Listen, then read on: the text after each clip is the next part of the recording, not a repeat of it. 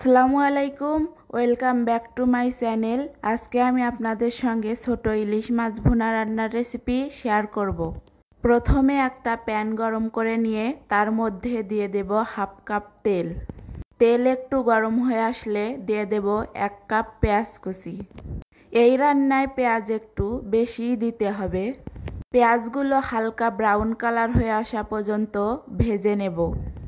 তারপর সামান্য একটু পানি দিয়ে 1 টেবিল চামচ হলুদের গুঁড়া, 1 টেবিল চামচ মরিচের গুঁড়া, হাফ টেবিল চামচ জিরা গুঁড়া, হাফ টেবিল চামচ ধনিয়া গুঁড়া ও 1 টেবিল চামচ লবণ দিয়ে একদম লো হিটে মশলাগুলোকে সুন্দরভাবে কষিয়ে নেব।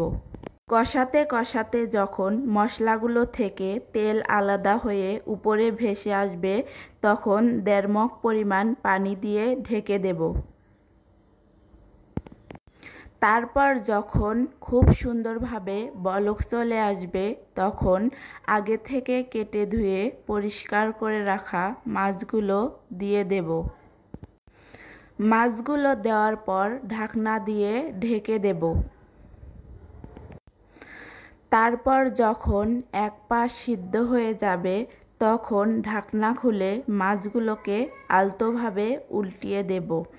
বেশি তাড়াহুড়া করে উল্টাতে যাবেন না, তাহলে মাছগুলো ভেঙে যেতে পারে।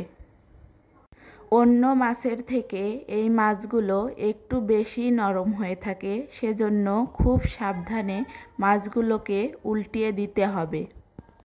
তারপর যখন মাছের ঝোলগুলো ঘন হয়ে আসবে তখন সুন্দর ফ্লেভারের জন্য 3 থেকে 4টা কাঁচামরিচ দিয়ে দেব।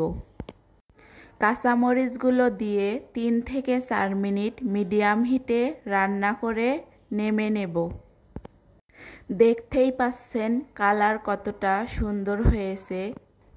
রেসিপি ভালো লেগে থাকলে অবশ্যই একবার ট্রাই করে দেখবেন। আর আমার দেশি রান্নার বেশি স্বাদ চ্যানেলটাকে লাইক, কমেন্ট, শেয়ার এবং সাবস্ক্রাইব করে পাশে থাকার অনুরোধ রইল। সবার ভালো ও সুস্থতা কামনা করে আজকে এই পর্যন্ত বিদায় নিচ্ছি। আল্লাহ হাফেজ।